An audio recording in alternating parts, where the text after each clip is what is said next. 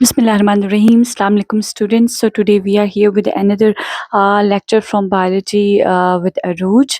Okay, so आज हम लोग पढ़ने जा रहे हैं डीएनए रेप्लिकेशन के बारे में. It's one of the most important topics. Okay, in the biology first year हो सेकंड ईयर हो एफएससी हो और डीएनए रेप्लिकेशन का जो प्रोसेस है वो बहुत ही ज़्यादा इम्पॉर्टेंट होता है और पेपर में इसका आना जो है वो लाजमी होता है, राइट. क्योंकि ये बेसिस है पूरी की पूरी डीएनए की आपकी बॉडी के जो है वो सेल की, तो इसलिए डीएनए रेप्लिकेशन जो है वो is very important. So let's get started कि डीएनए रेप्लिकेशन क्या होता है. इससे पहले वाली वीडियो में मैंने आपको बताया था डीएनए रेप्लिकेशन का मतलब ये होता है कि सेल्फ सिंथेसिस ऑफ डीएनए, यानी एक डीएनए जो है अपने ही जैसा एक कॉपी जो है वो डीएनए बना लेता है. अब इसके 3 मेजर स्टेप्स होते हैं, राइट. सबसे पहले वाले स्टेप से हम स्टार्ट करते हैं जिसको हम बोलते हैं इनिशिएशन. इनिशिएशन का मतलब किसी स्टेप को इनिशिएट करना. ओके, सबसे पहले डीएनए की रेप्लिकेशन, डीएनए का बिल्कुल अपने जैसा ही एक डीएनए बनाने के लिए सबसे पहला जो स्टेप होता है वो होता है formation of replication bubble and formation of replication fork. ये दोनों जो चीज़ें होती है वो कहाँ बनती है? एक स्पेशल जगह पे बनती है डीएनए के अंदर जिसको बोलते हैं ओरिजिन ऑफ रेप्लिकेशन. ये वो जगह है जहाँ से रेप्लिकेशन की ओरिजिन होगी. जैसे फॉर एग्जांपल ये आपके पास एक स्ट्रेन्स है डीएनए के, ठीक है. आपको पता है डबल स्ट्रेंडेड होता है ये डीएनए. इस तरह मैं इसको ड्रॉ कर रही हूँ, राइट. कहीं न कहीं इन पॉइंट्स पे जो है वो डीएनए गायरेज़ जो है, जिसको जाइरेज़ भी कहते हैं, या डीएनए हेलिकेज़ आएँगे और वो इस जगह को प्रॉपर्ली ऊपर से देखेंगे कि किस जगह से हमने ओरिजिन जो है वो स्टार्ट करनी है, ठीक है? कहाँ से डीएनए की हमने फॉर एग्ज़ाम्पल सिंथेसिस स्टार्ट करनी है.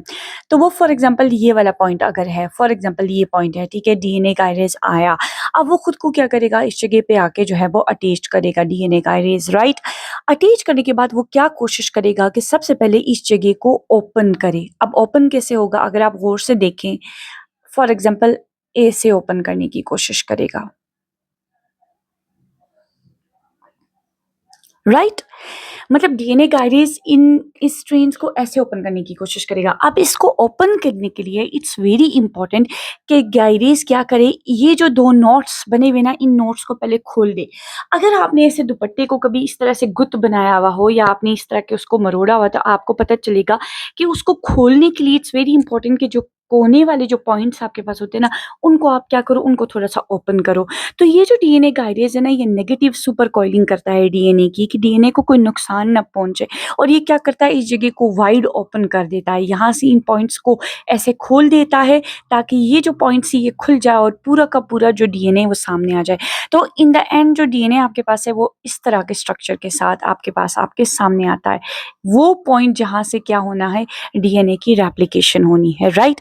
उसके बाद ये दोनों एंड्स, क्योंकि ये देखें ये एंड ऐसे और ये एंड ऐसे, ये जो दोनों जगह है ना आपके पास, जो फोर्क लाइक स्ट्रक्चर जो बनाया हुआ है ना, इस जगह को बोलते हैं रेप्लिकेशन फोर्क, ठीक है. रेप्लिकेशन फोर्क, क्योंकि यहाँ से आगे रेप्लिकेशन स्टार्ट होगा. इन दोनों डीएनए स्ट्रेन्स ने, जो कि पेरेंटल डीएनए, इन दोनों ने अपने आप को अलग कर दिया. तो अब इनके अंदर जो नए स्ट्रेन्स ऐसे बनेंगे ना, वो आपके पास डॉटर स्ट्रेन्स होंगे, राइट. ठीक है, तो इसी तरह से डीएनए रेप्लिकेशन का प्रोसेस जो है वो आगे फॉरवर्ड जाता है. मैंने लिखा हुआ है कि ओरिजिन ऑफ रेप्लिकेशन वो जगह है जहाँ पे रेप्लिकेशन बबल और रेप्लिकेशन फोक बनता है. दिस इज रेप्लिकेशन बबल और ये जो कॉर्नर्स आपके पास आ रहे हैं, this is replication fork. Prokaryotes के अंदर हमारे पास नॉर्मली ओरिजिन ऑफ जो रेप्लिकेशन है वो हमारे पास एक ही जगह होती है, एक पॉइंट पे कहीं ना कहीं ओरिजिन ऑफ रेप्लिकेशन होती है. क्योंकि आपको पता है कि जैसे बैक्टीरिया हुआ प्रोकैरियोट, तो उसका जो है वो सर्कुलर डीएनए होता है हमारे पास, राइट.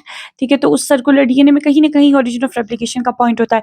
बट क्योंकि यूकैरियोट का डीएनए बहुत बड़ा होता है, इट्स वेरी एक्सटेंसिव, तो इसलिए यहाँ more than 1 points of origin of replication भी होंगे.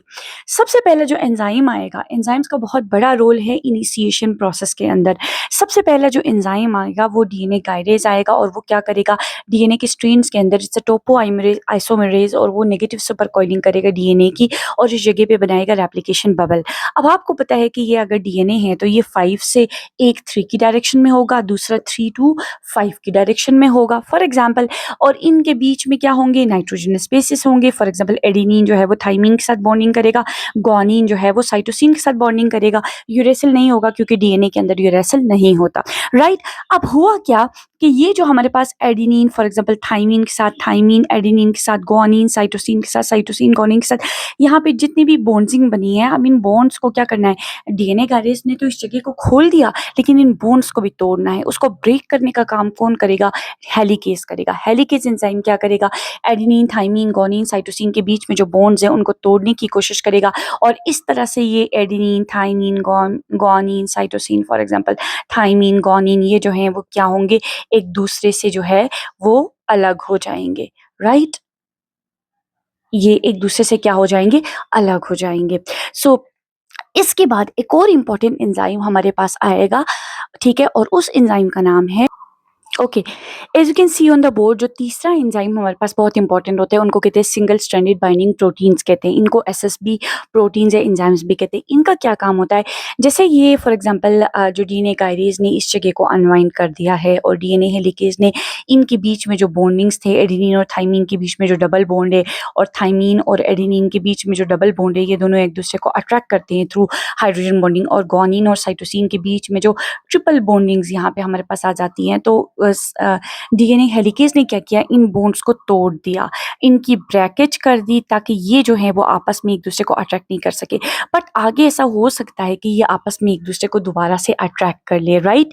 तो इसीलिए जो सिंगल स्ट्रैंडेड बाइंडिंग प्रोटीन्स वो क्या होती हैं, वो यहाँ पे खुद को अटैच कर देती हैं, ताकि ये जो आपके पास फॉर एग्जांपल जो जो जो न्यूक्लियोटाइड्स हैं, जो नाइट्रोजनस बेसेस हैं, वो दोबारा इनके साथ क्या करे, दोबारा बॉन्डिंग ना बनाए। क्यों? क्योंकि यही वो हमारे पास फॉर एग्जांपल सिंगल जो है वो हमारे पास डीएनए के जो है वो हमारे पास स्ट्रेन्स हैं, जिनके बाद क्या बनने हैं, नए डॉटर स्ट्रेन्स बनने हैं, नया डॉटर जो है वो डीएनए बनना है, जो कि कॉम्प्लीमेंट्री होगा। और ये वाला जो स्ट्रेन है, जो बाहर वाला, जिसको हम पैरेंटल स्ट्रेन कहते हैं, वो पैरेंटल स्ट्रेन एक्ट करेगा एज अ टेम्पलेट। इससे पहले वाली वीडियो में मैंने आप लोगों को बताया कि टेम्पलेट किसे कहते हैं। इसको देख के नया डॉटर स्ट्रेन जो है वो बनेगा। और ये जो पॉइंट है, ये जो जगह मैंने आपको बताया जो वाइड ओपन होता है इस तरह, इस जगह को हम रेप्लिकेशन फोर्क कहते हैं, और यहीं से जो है हमें पता चलता है कि डीएनए की जो है वो सिंथेसिस हो रही है, ठीक है। तो नाउ वी गोना लर्न जो सेकंड इम्पॉर्टेंट फेज, ठीक है, कि किस तरह से हमारे पास रेप्लिकेशन फोर्क को हम ड्रॉ करते हैं, और कैसे जो है वो डीएनए की हमारे पास रेप्लिकेशन होती है। मैं एक्सटेंसिवली ड्रॉ करूँगी जैसे आपके बुक्स में बनाया जाता है, ताकि आप उसको प्रॉपरली अंडरस्टैंड कर सकें। All right, students. So before going into the polymerization or the extension step, ठीक है, it is very important to understand कि basically न्यूक्लियोटाइड हमारे पास क्या होता है, और उसके अलावा जो पॉलीमराइजेशन है वो हमेशा 5 से 3 की डायरेक्शन में क्यों होती है। This is very important. अच्छा, आप सबको पता है, आपने बायोमोलिक्यूल्स में पढ़ा है कि जो न्यूक्लियोटाइड है वो 3 चीज़ों से मिलकर बनता है। अगर आपने नहीं भी पढ़ा तो चलिए यहाँ पे आपकी रिवीजन हो जाएगी। एक न्यूक्लियोटाइड, चाहे वो डीएनए का डीऑक्सीराइबोन्यूक्लियोटाइड है, जो कि आपको पता है डीएनए और आरएनए का यूनिट होता है न्यूक्लियोटाइड। जैसे प्रोटीन का यूनिट होता है अमाइनो एसिड, जैसे कार्बोहाइड्रेट्स का यूनिट होता है मोनोसेकेराइड, बिल्कुल इसी तरह। तो न्यूक्लियोटाइड 3 चीज़ों से मिलकर बनता है। एक होता है नाइट्रोजनस बेस। नाइट्रोजनस बेस 5 किस्म के होते हैं: एडेनिन, थाइमिन, गुआनिन, साइटोसिन और यूरेसिल। यूरेसिल हमेशा आरएनए के अंदर पाया जाता है, डीएनए में नहीं पाया जाता। दूसरी चीज़ जो न्यूक्लियोटाइड में इंपॉर्टेंट होती है वो होती है पेंटोज शुगर यानी राइबोज शुगर, 5 कार्बन शुगर। और तीसरी चीज़ जो इंपॉर्टेंट होती है वो होती है फोस्फेट, राइट। अगर हम यहाँ पे स्ट्रक्चर ड्रॉ करें फॉर एग्जांपल, तो मैं अभी आप लोगों को स्ट्रक्चर जो है वो ड्रॉ करके दिखाती हूँ कि ये हमारे पास एक नाइट्रोजनस बेस है, कोई भी ले लें, एडेनिन ले लें, ठीक है। ये एडेनिन हमेशा अटैच होगा किसके साथ? हमेशा ये हमारे पास, मैंने आपके लिए बना दिया क्या, for example this is a pentose sugar. अगर आप देख रहे हो, दिस इज एडेनिन, जो कि क्या है, नाइट्रोजनस बेस है, और ये अटैच होता है हमेशा 5 कार्बन शुगर के कार्बन नंबर 1 के साथ। कार्बन नंबर 3 पे हमारे पास हमेशा क्या मौजूद होता है? हाइड्रोक्सिल ग्रुप मौजूद होगा। ये हमारे पास 5 कार्बन शुगर बन गया, जो कि हम कहते हैं राइबोज शुगर। तीसरी चीज जो होती है वो फॉस्फेट होती है। फॉस्फेट कहाँ पे अटैच होती है? फॉस्फेट हमारे पास अटैच होती है कार्बन नंबर 5 के साथ, ठीक है। ये हमारे पास कार्बन नंबर 5 के साथ, ये जो है फॉर एग्जाम्पल हमारे पास फॉस्फेट यहाँ पे अटैच्ड होगी, राइट। राइट? सो ये जो है ओवरऑल एक स्ट्रक्चर बन गया हमारे पास किसका? हमारे पास ये स्ट्रक्चर बन गया एक न्यूक्लियोटाइड का। ये एडेनिन हमारे पास आ रहा है। अब होगा क्या, जब भी एक न्यूक्लियोटाइड दूसरे न्यूक्लियोटाइड के साथ अटैच होगी तो वो थ्रू होगी दिस थर्ड हाइड्रोक्सिल ग्रुप। याद रखिएगा, ये कार्बन नंबर 5 हमेशा ऊपर होता है और जो थर्ड है उसके ऊपर हाइड्रोक्सिल ग्रुप होता है। जो भी नया न्यूक्लियोटाइड आएगा, फॉर एग्जांपल एक और न्यूक्लियोटाइड बना लेते हैं, फॉर एग्जांपल हमारे पास यहाँ पे हम बना लेते हैं इधर थाइमीन, जो कि एक नाइट्रोजन बेस है, राइट? और इसको हम अटैच कर लेते हैं इसके इसके पेंटोस शुगर के साथ, जिसे मैंने ऊपर ड्रॉ किया है आपके लिए, राइट? ये आ गया यहाँ पे। और इसी तरह इस थर्ड के ऊपर भी हाइड्रोक्सिल ग्रुप आ गया और इस कार्बन 5 के साथ भी ऑक्सीजन आया और फॉस्फेट के जो है वो बॉन्ड्स आए। हमेशा क्या होगा, जब भी ये फॉस्फेट बॉन्डिंग करेगा ये इसके थर्ड हाइड्रोक्सिल ग्रुप के साथ करेगा। ये हाइड्रोक्सिल ग्रुप और इस ऑक्सीजन के बीच में जो है वो क्या बनेगी, बॉन्डिंग बनेगी।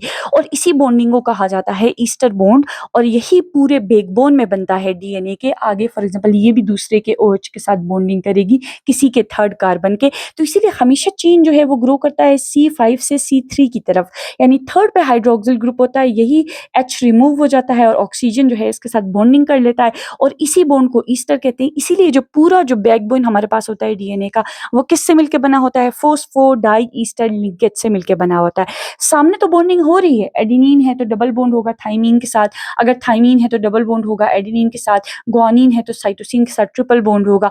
वो सेपरेट है, लेकिन हमेशा जो न्यूली ग्रोइंग चेन है वो 5 से किसकी तरफ ग्रो कर रही है, 3 की तरफ कर रही है। अभी फिर देखिए आप, ये 5 से 3 की तरफ, 5 से 3 की तरफ, क्योंकि इसके नीचे एक और चेन होगा और इसी तरह न्यू न्यूक्लियोटाइड्स ऐड होते रहेंगे। इसीलिए इसको हम कहते हैं 5 प्राइम टू 3 प्राइम। चाहे डीएनए पॉलीमरेज हो, चाहे आरएनए पॉलीमरेज हो, जब भी वो पॉलीमराइजेशन करेगी हमेशा नया न्यूक्लियोटाइड जो है वो किस एंड पे ऐड करेगी, हमेशा ऐड करेगी थर्ड हाइड्रोक्सिल ग्रुप के साथ। यानी एडिशन ऑफ जो न्यूक्लियोटाइड होगा, जो ईस्टर बॉन्ड बनेगा, वो हमेशा थर्ड की तरफ बनेगा। तो ये दो टर्मिनोलॉजीज बहुत इंपॉर्टेंट है कि 5 to 3 is why 5 to 3 is important, right? So इसके बाद we gonna study about the polymerisation and extension. I hope कि उसमें चीज़ें जो है और मैकेनिज्म में पूरी डिटेल से आपके सामने जो है वो क्लियर हो जाएंगी। यहाँ मैं आप लोगों के लिए एक पिक्चर ऐड कर रही हूँ जो कि आप लोगों को स्ट्रक्चर इजीली अंडरस्टैंड आप उससे कर पाएंगे और आप इजीली देख सकेंगे कि किस तरह से डीएनए का जो बैकबोन है वो बनता है और क्यों पॉलीमराइजेशन हमेशा 5 से 3 की तरफ होता है।